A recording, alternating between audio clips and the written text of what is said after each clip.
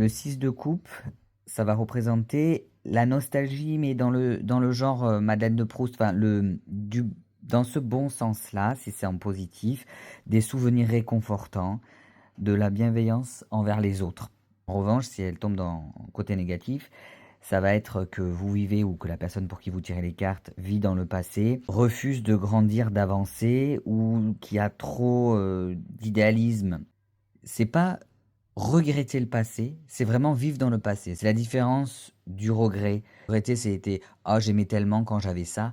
Et là, vivre dans le passé, c'est vraiment être coincé ou dans des schémas du passé ou être coincé dans une nostalgie passée, du coup, pas arriver à avancer. Mais alors là, ce qui est quand même, il y a quand même une nuance avec le regret pur et simple. Le 7 de coupe, alors c'est que vous avez des choix multiples ou ça peut représenter un rêveur, mais dans le bon sens si ça tombe dans le côté positif, qui a beaucoup d'imagination, qui a beaucoup de rêves, qui a beaucoup de choix du coup possibles.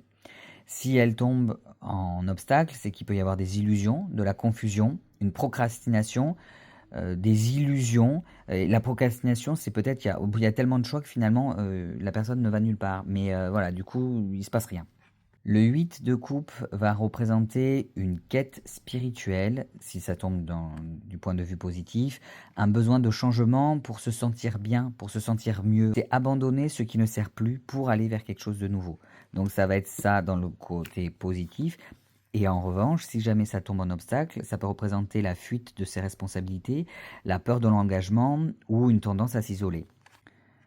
Le 9 de coupe, donc ce sont les vœux exaucés, là c'est bon, hein, vous y êtes arrivé, la satisfaction, le succès. En revanche, si elle tombe en obstacle, ça peut être les excès, les excès d'orgueil notamment, être vaniteux ou en vouloir trop ou n'être jamais satisfait, toujours en vouloir plus. Mais sinon, ce côté positif, c'est une carte qui veut dire, qui va représenter vraiment le succès de choses que vous vouliez vraiment.